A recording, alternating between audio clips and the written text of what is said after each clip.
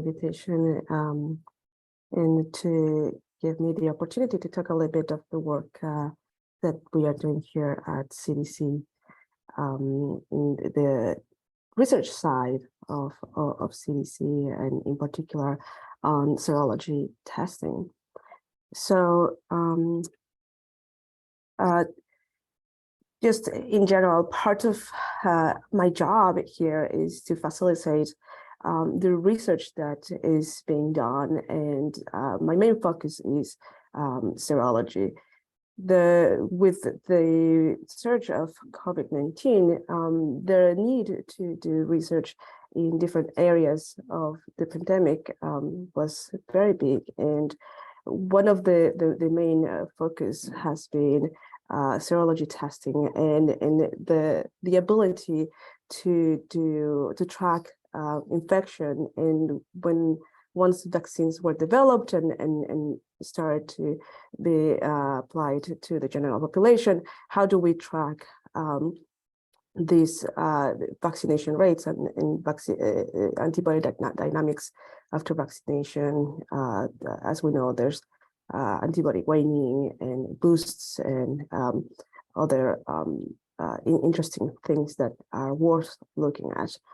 And also how other viruses, other coronaviruses might be influencing this response to SARS-CoV-2. So serology is one of those important ways to assess immunity in the population, and with the different with the changes in PCR testing and rapid antigen testing, and that has been happening throughout the pandemic, it has been very hard to track and understand the circulation of SARS-CoV-2 in the population. So serology tests play an important role in all of this. And at the very beginning, one of the ways to assess either infection or vaccination via serology was with clinical tests. The main problem of these tests is that we require multiple tests, multiple platforms in order to be able to identify a sample that is infected, or a sample from an individual that has been gone through vaccination. So on the clinical side, if we want to determine if a sample is infected, we needed to do at least one. We have at least one positive test for spike, and at least one positive test for nucleocapsid. And if not, we would need at least 2 positive tests for spike and at least 2 negative for nucleocapsid, and in order to conclude that that sample most likely was from a vaccinated individual.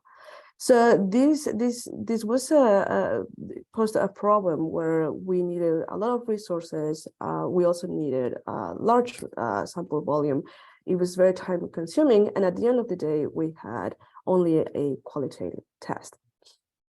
So right before I joined BCCDC, the decision to switch research projects into the MSD platform, the mesoscale discovery platform, was made, and part of my job was to set it up and have it ready for a lot of research projects that were coming our way.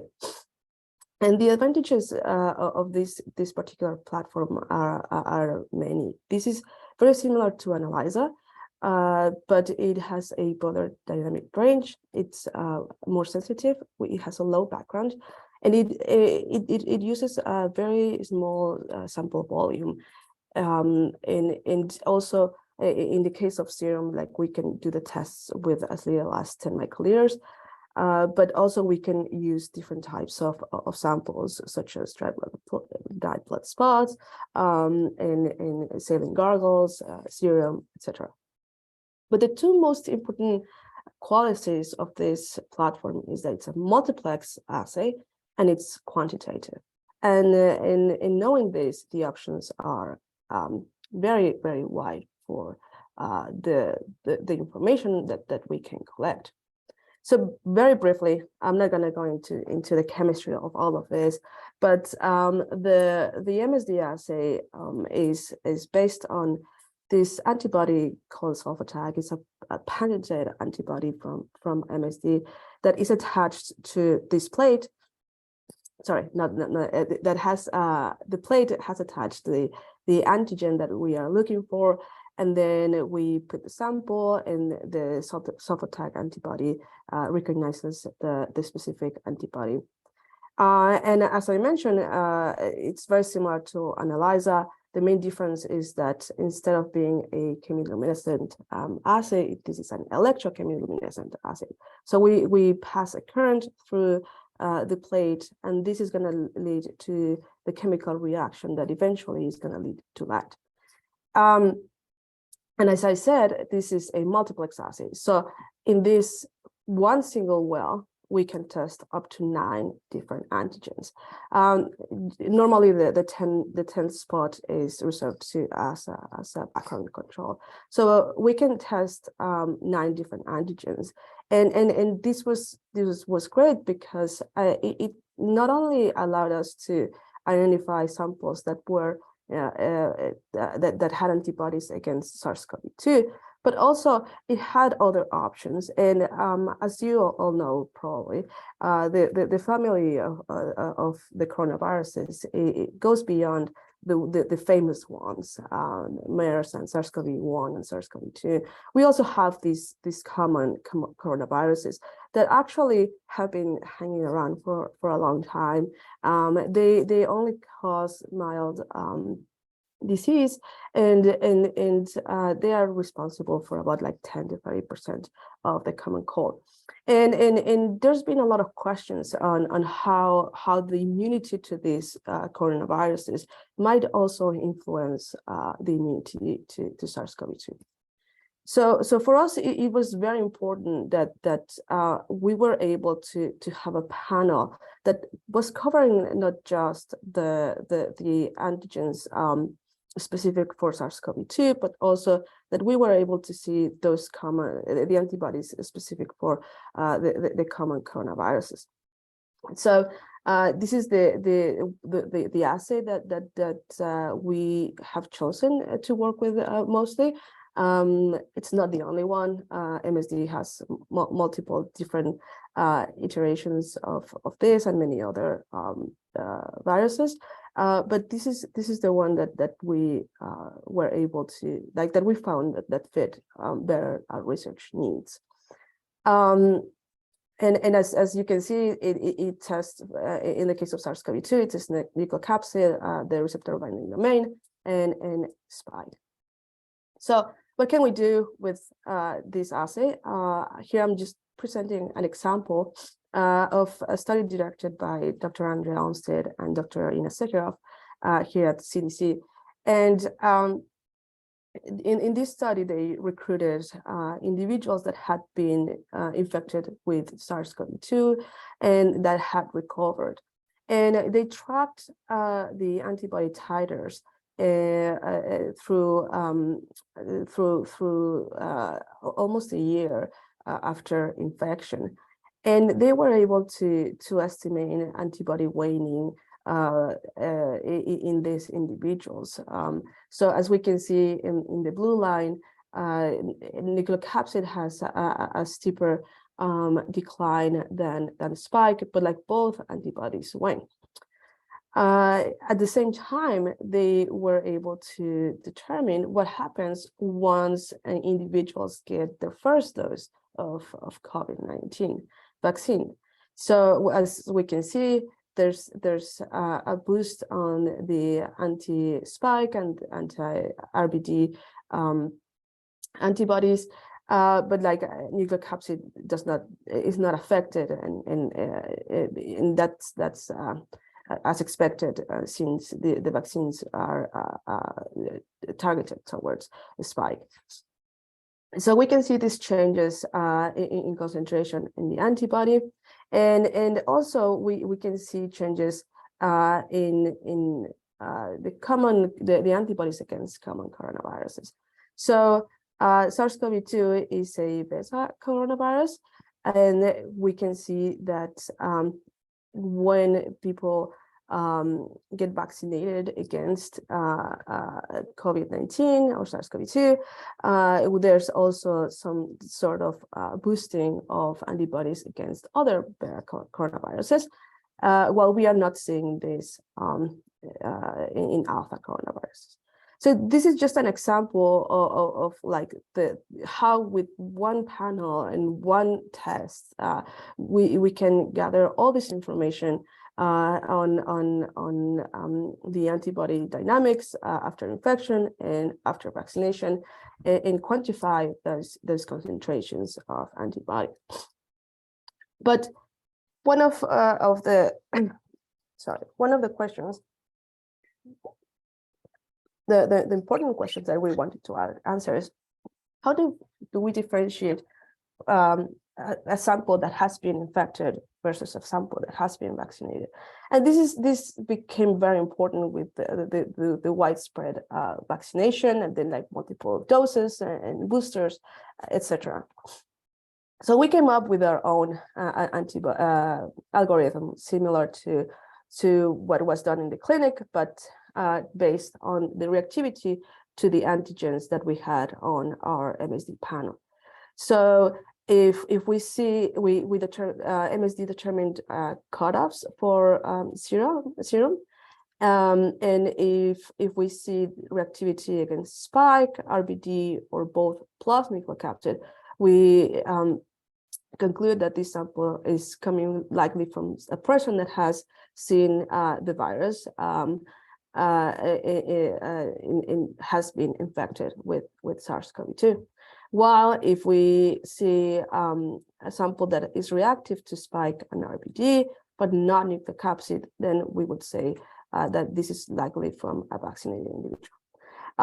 This one has an asterisk because we now know that there is some nuance to this conclusion, and that's why I'd like to highlight the likely infection and likely vaccination.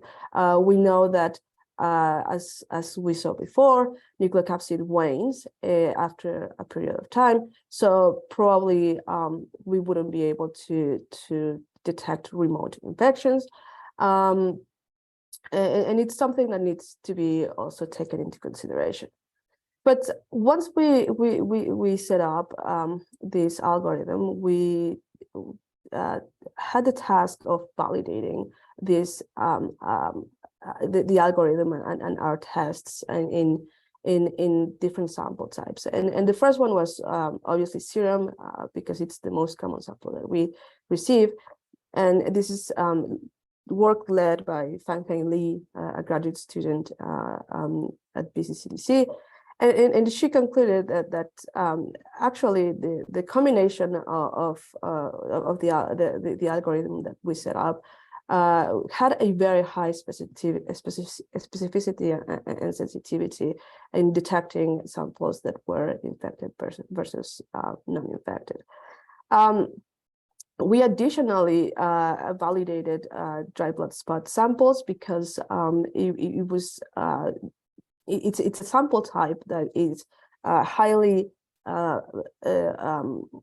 beneficial in a way that it doesn't require a phlebotomist. It can be done at home, and it can reach more people at different locations. And this validation was led by Aidan Nikiforuk, and he concluded that this assay with a slightly different algorithm, but was also able to identify and differentiate infection versus vaccination with also very, very high sensitivity and specificity.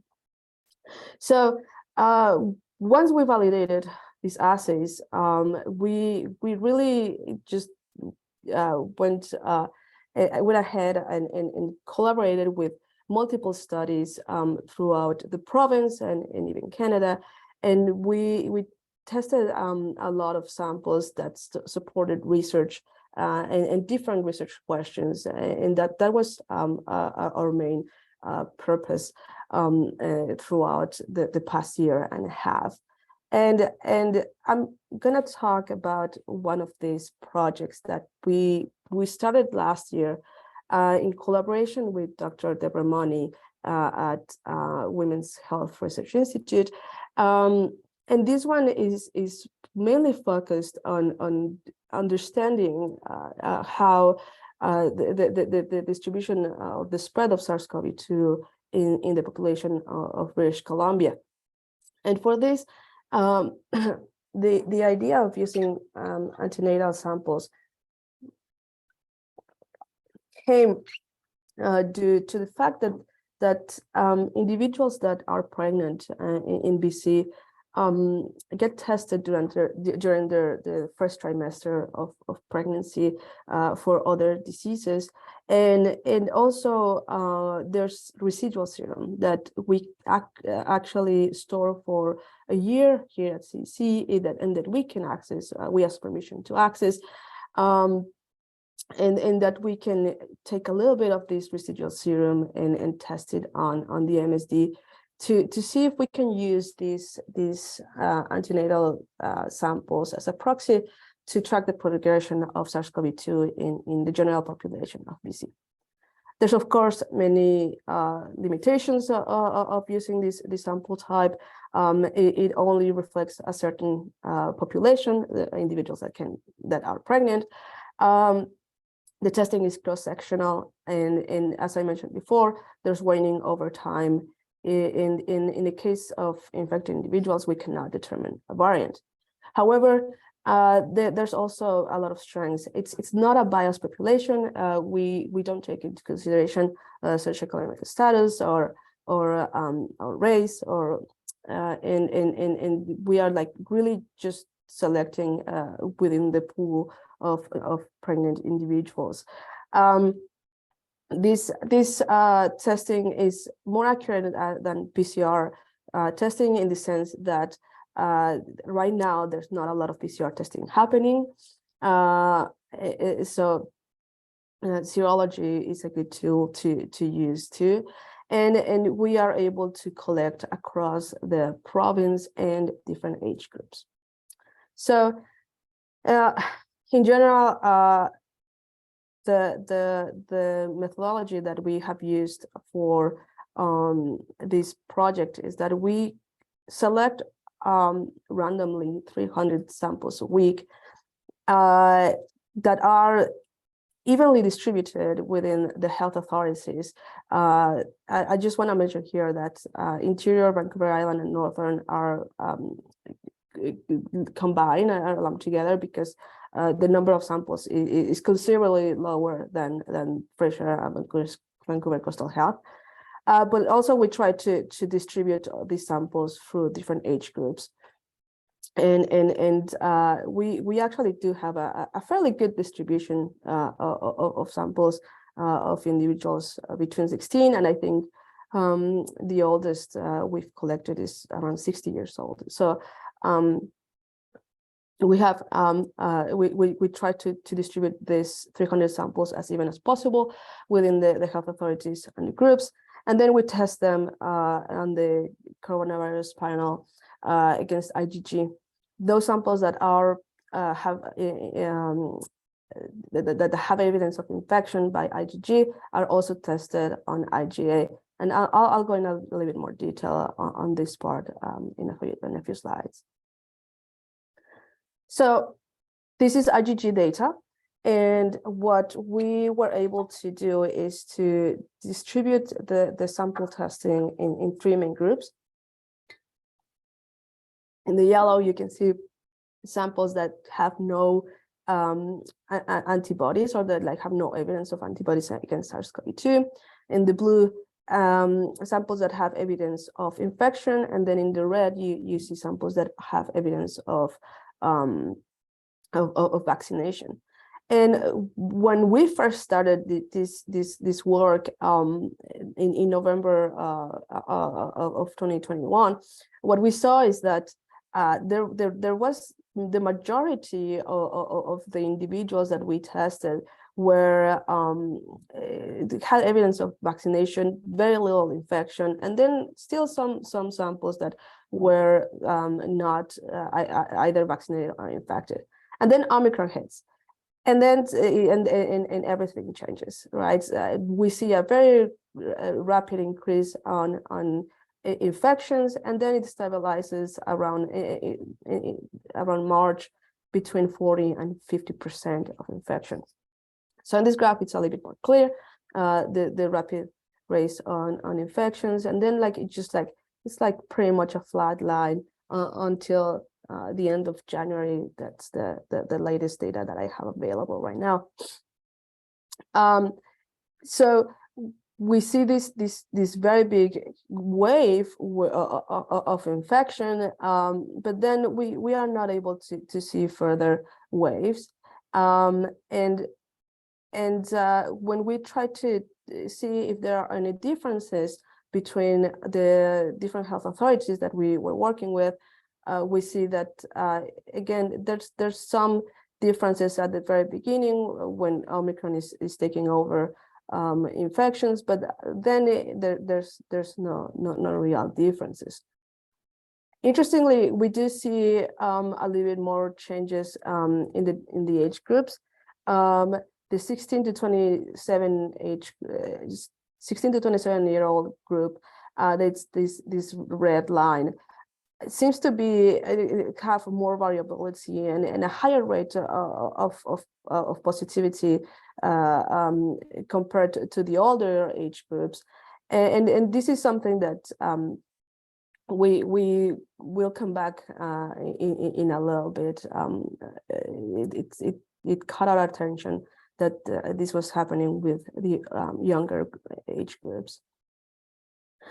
But as I mentioned, once the line flattens, we are not able to see any more changes or variability on the rate of infection, and we were wondering how can we better see those changes and better track those infections that are more recent. And one of the ideas was to, instead of using in addition to using IgG data, we could use IgA data.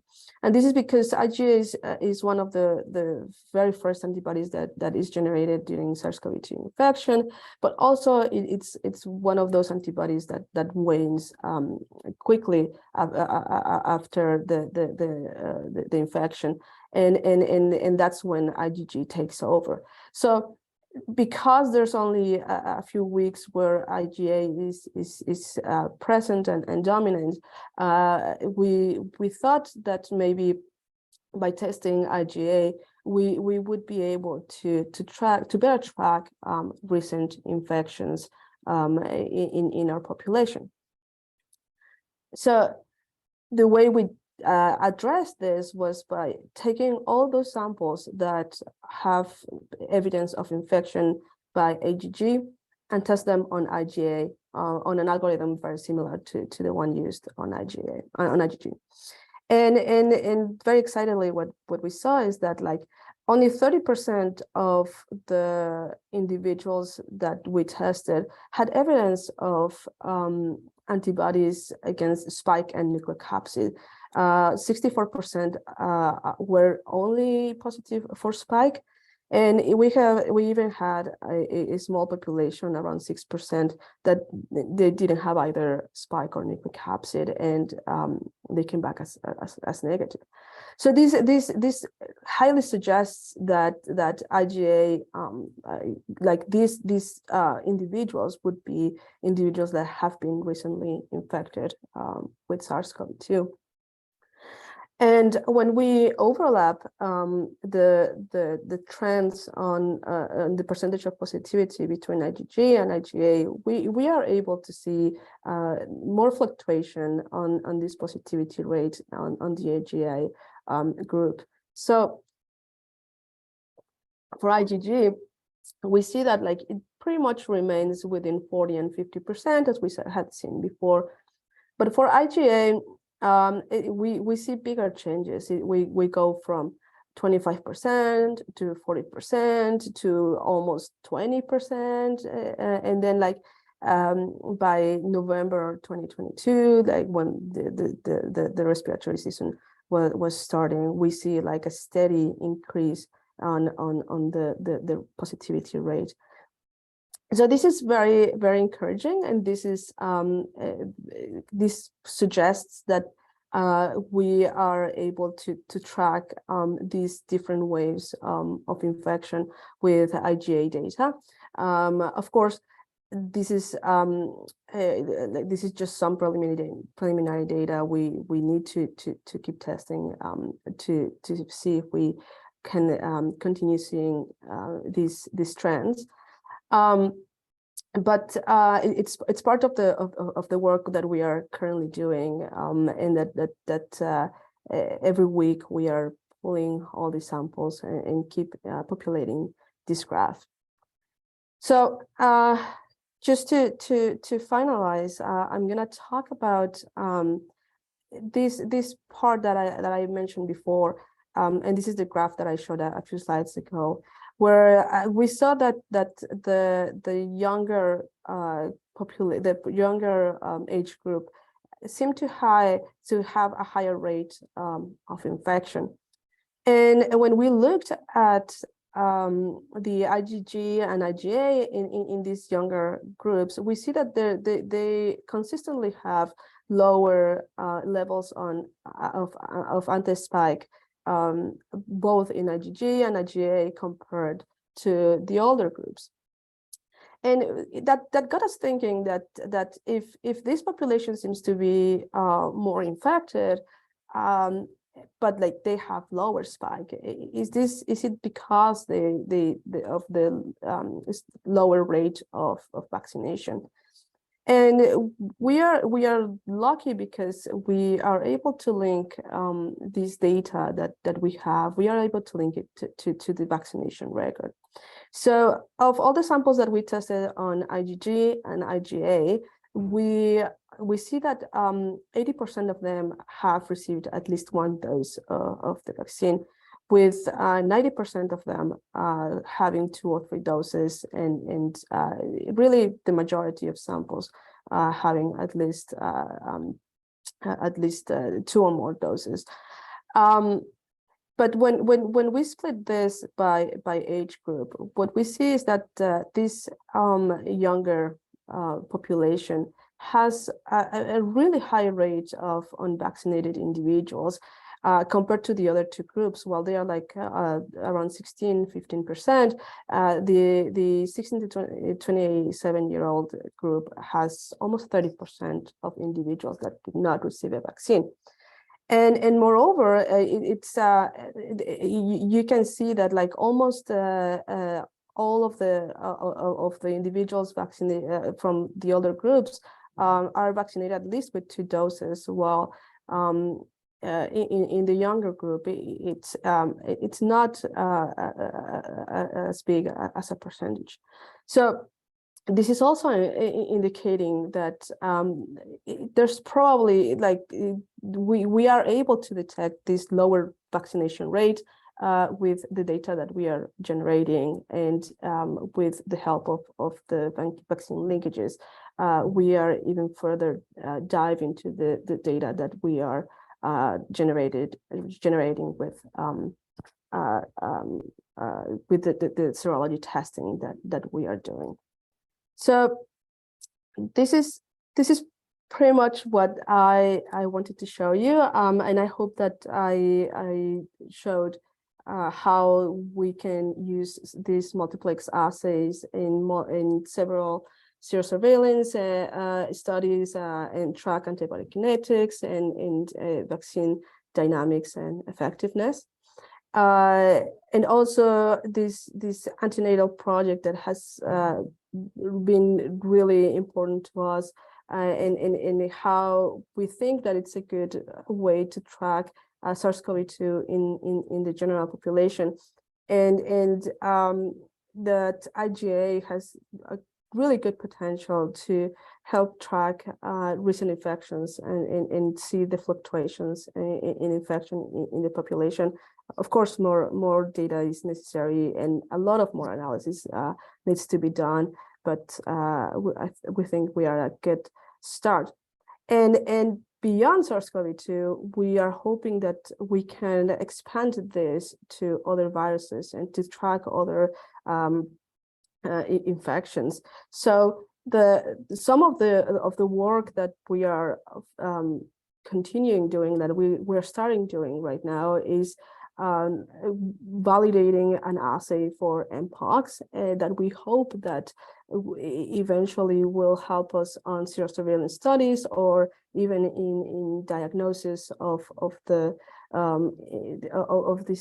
infection.